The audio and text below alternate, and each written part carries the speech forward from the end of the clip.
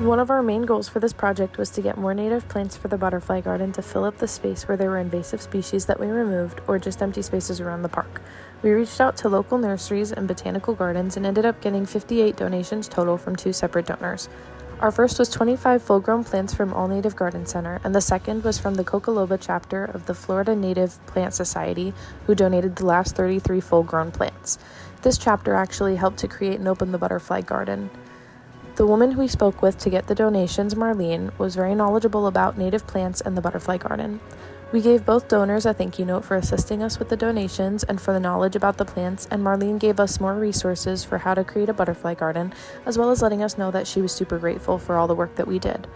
We were told that the donations we were able to get were the most that they had ever seen since the opening of the park. Part of our service learning experience included removing invasive plant species.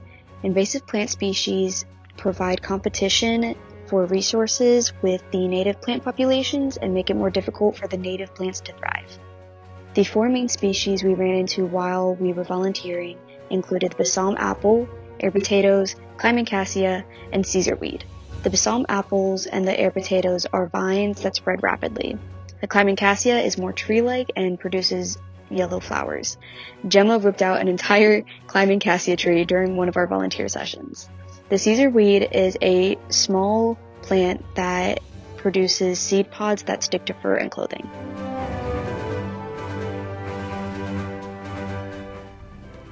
Our goal for this project was to restore the existing butterfly garden and also improve and expand on what they had by adding more plants.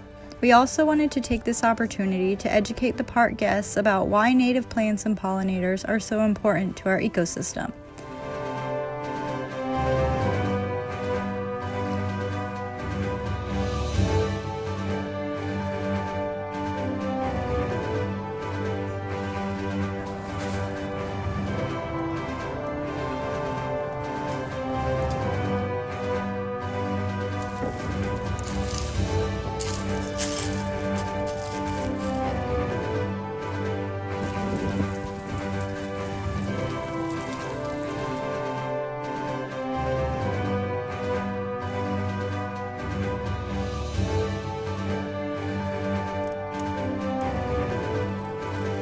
Pollinators play a crucial role in our environment by helping plants to reproduce.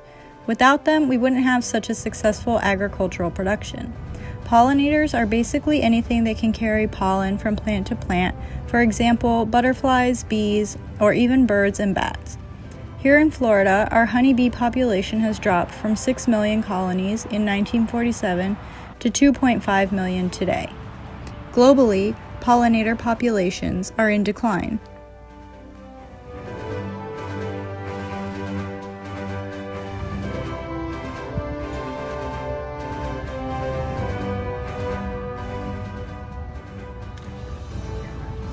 We got to experience the 4 principles of civic engagement throughout our project.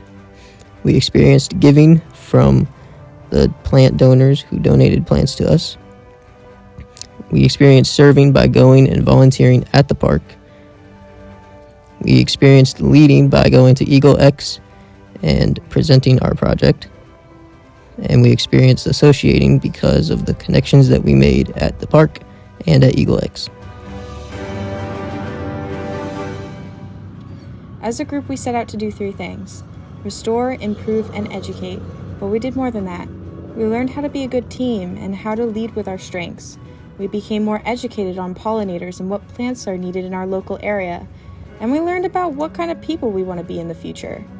Now, the butterfly garden is looking better than ever. Many of the plants have bloomed, and we have noticed more and more butterflies and other pollinators in the area after our donations were planted.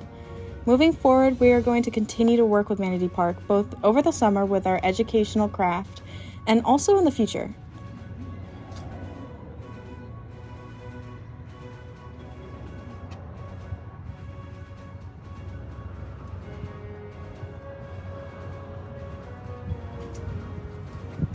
During Eagle X, I felt like we really took a moment to recognize how extremely proud we were of all our hard work that we accomplished. We have had some amazing times together, and I can't say enough about what an amazing experience it was to volunteer with everybody.